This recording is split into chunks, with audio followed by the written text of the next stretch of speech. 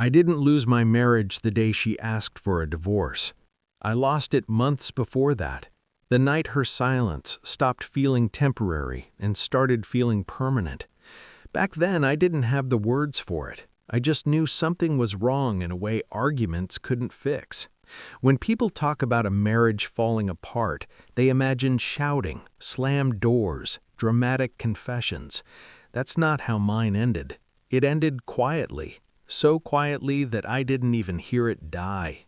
Her name was Claire. We had been married for 8 years. No kids, no scandals, no big fights anyone would gossip about. From the outside, we looked fine, stable, predictable, safe. And maybe that was the problem.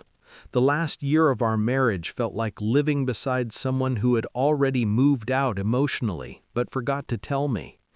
At first, it was small things. Conversations that used to wander now stopped at the surface.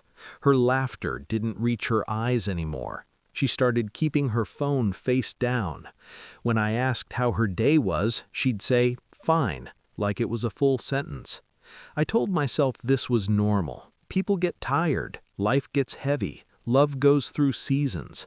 What I didn't realize was that she wasn't going through a season, she was preparing an exit. The night she finally told me she was done, there was no anger in her voice. That should have scared me more than shouting ever could. It was a Tuesday, ordinary, forgettable. I came home late from work, loosened my tie, and found her sitting at the kitchen table. No TV on, no phone in her hands, just waiting. She didn't ask how my day was. She said, "I don't think I can do this anymore." Not us. This.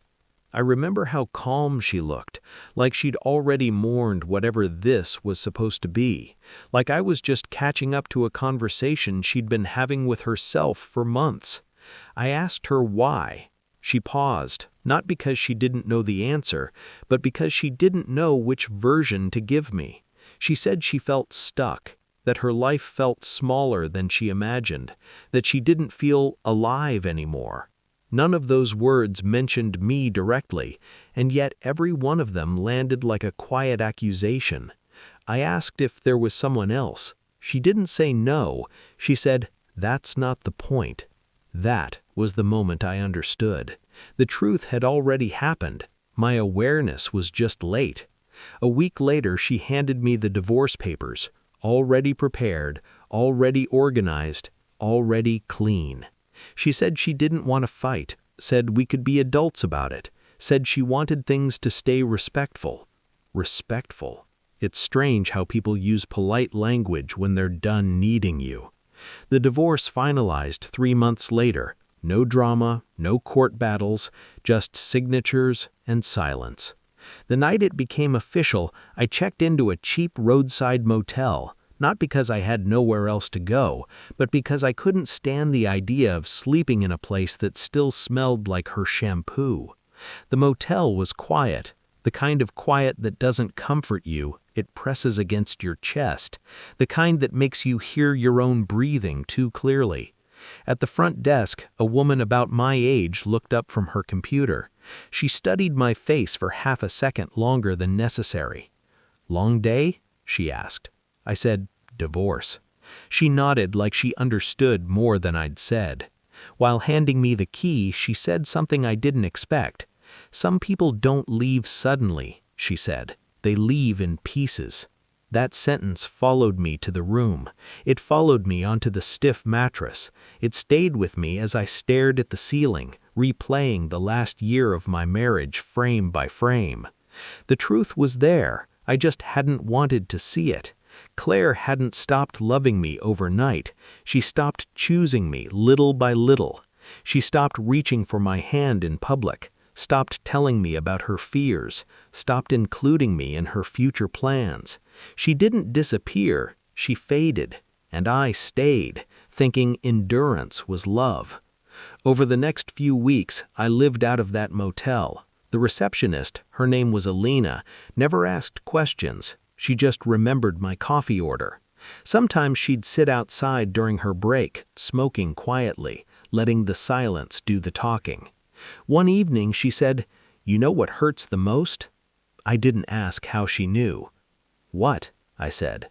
"Realizing you were loyal to a version of someone who didn't exist anymore? That's when it hit me. I wasn't grieving the woman who left. I was grieving the woman I thought was still there." Months later, after I'd moved into a small apartment and started therapy, the truth finally reached me, through a mutual friend who didn't know I hadn't already heard. Claire had been seeing someone long before she asked for the divorce. Not an affair in the dramatic sense, no sneaking around hotels, just emotional investment slowly redirected. She had already chosen someone else while I was still choosing us every day. It didn't make me angry. It made everything make sense. She didn't leave because I failed. She left because she didn't want the life she built with me anymore, and didn't have the courage to admit that until she had somewhere else to land. I never confronted her. I didn't need to. Time did what truth always does. It rearranged the story. From what I heard later, the man she thought would save her didn't stay. He liked the idea of her freedom, not the responsibility of her reality. The excitement faded, the promises evaporated. She never reached out, and even if she had, I wouldn't have answered, because somewhere between that motel room and the therapy sessions that followed, I learned something important. Love isn't proven by how long you endure being unwanted. It's proven by knowing when to stop begging someone to see your value. I don't hate her. I understand her. Some people don't leave because you're not enough. They leave because they don't recognize who they are when they're with you, and that's not your failure to carry. She left quietly, long before she packed her bags. I just finally stopped pretending I didn't hear it.